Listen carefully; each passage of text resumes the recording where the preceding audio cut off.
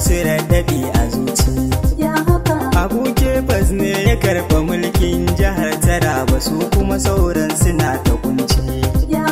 Kusan Allah ne yake da komai, in ya baka ba wanda zai hana ka barci. Kuma Kefas ne ya san mazaɓin tallaka ku dangane karɓar cin abinci. Kamfani Idris yanzu na ɗauko Kefas, ba zan cin raɗaɗi a zuci.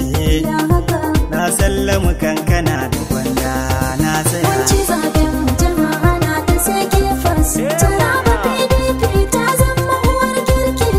Yan adawar mu suna kansa muna son madaran da.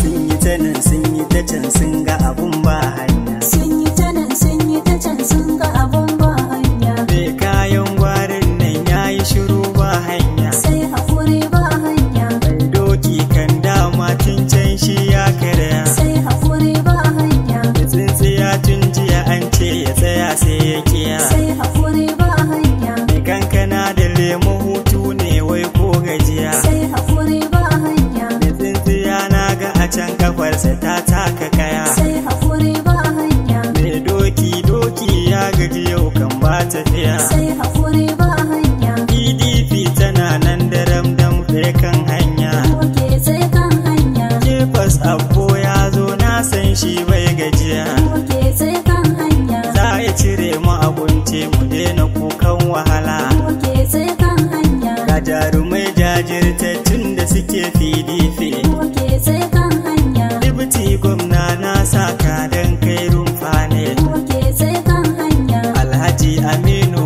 alkali farin